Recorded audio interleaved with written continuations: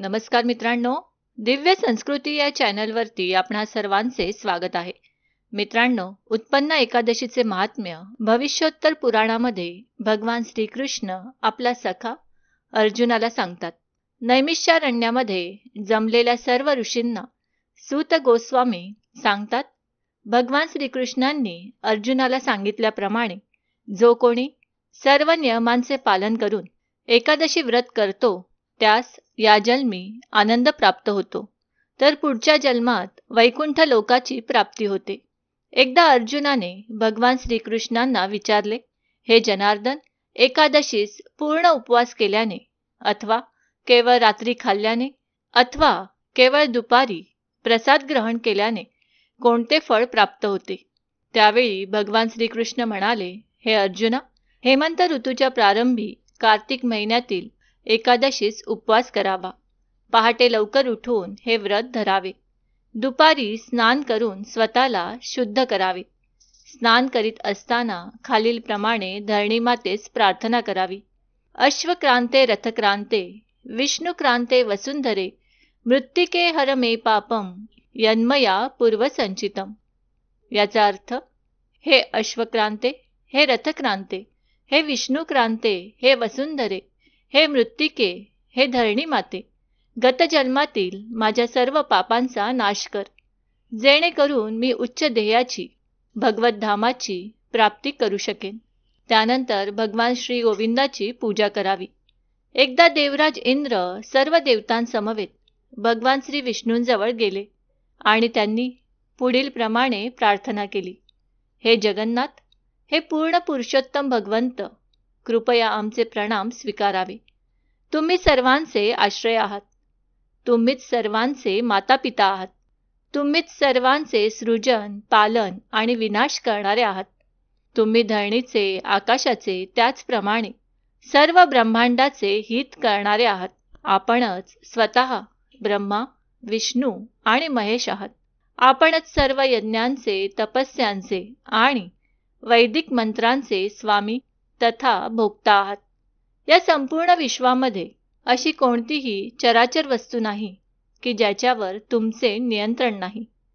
या विश्वातील संपूर्ण चराचर वस्तूंचे तुम्ही स्वामी तथा नियंत्रक आहात. हे पूर्ण पुरुषोत्तम, हे देवेश्वर, हे शरणागत वत्सल्य, हे योगेश्वर, सर्व देवतांना दानवांनी स्वर्गातून पळवून लावले आहे. त्यामुळे त्यांनी आपल्या चरणकमळांची शरण घेतली आहे. कृपया त्यांचे रक्षण करा. हे जगन्नाथ, आमचे स्वर्ग लोकातून या भूतलावर पतन झाले आहे आणि आम्ही या दुःखाच्या प्रचंड सागरामध्ये पडलो आहोत. कृपया आमच्यावर प्रसन्न व्हावे.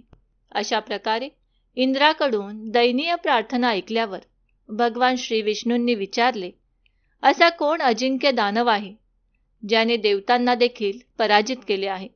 त्याचे नाव काय आहे? त्याच्या शक्तीचे स्रोत काय आहे? हे इंद्रा, कोणतेही भय न ठेवता तू मला पूर्ण माहिती दे. इंद्राने सांगितले, हे देवेश्वर, हे भक्तवत्सल्य, हे पुरुषोत्तम, देवतांना भय आणि चिंता निर्माण करणारा नंदीजंग नावाचा असुर ब्राह्मण कुळामध्ये जन्मला होता. त्याला त्याच्याच प्रमाणे बलशाली आणि कुप्रसिद्ध मूर नावाचा मुलगा आहे. चंद्रावती नावाचे भव्य नगर मूर राक्षसाची राजधानी आहे. याच मूर राक्षसाने सर्व देवतांना स्वर्गातून हाकलून दिले आहे आणि त्यांच्याऐवजी तोच तिथे राहत आहे.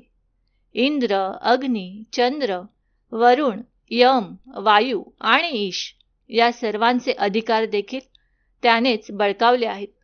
आम्ही सर्व देवता मिळून देखील त्याचा पराजय करू शकलो नाही.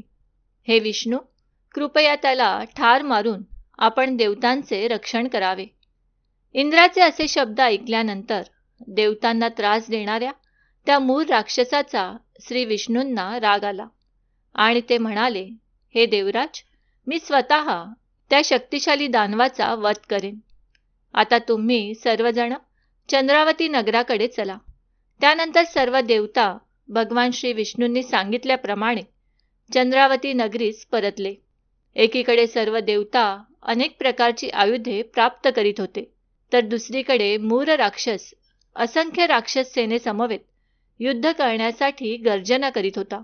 दानवांच्या प्रचंड आघातांमुळे सर्व देवदेवता प्रथमच स्वैरभैर झाले होते. परंतु आता भगवान श्री विष्णूंच्या नेतृत्वाखाली निर्भयपणे देवतांना रणभूमीवर आलेले पाहून दानव प्रचंड क्रोधित झाले. भगवंतांनी सर्व असुरांचा पराभव केला, परंतु मूर राक्षसाला पराजित करणे अवघड वाटू लागले. अनेक अस्त्रांचा शस्त्रांचा उपयोग करून देखील भगवंत मूर राक्षसाला मारू शकले नाहीत. जवळजवळ 10,000 वर्षे दोघांनी बाहुयुद्ध केले. सरते शेवटी असुराचा पराभव करून भगवंत बद्रिकाश्रमास परतले. बद्रिकाश्रमामध्ये हेमवती नामक गुहेमध्ये विश्रांती घेण्यासाठी त्यांनी प्रवेश केला. भगवान श्रीकृष्ण पुढे म्हणाले, हे अर्जुना, त्या असुराने गुहेपर्यंत पाठलाग केला आणि गुहेमध्ये प्रवेश केला. श्री विष्णूंना झोपलेले पाहून ठार मारण्याचे त्याने ठरविले.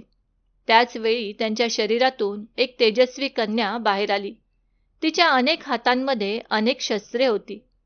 तिने त्या राक्षसाशी बराच वेळ युद्ध केले आणि त्याचा वध केला. त्यानंतर भयाने व्याकुळ होऊन सर्व दानव पाताळ लोकामध्ये पळाले.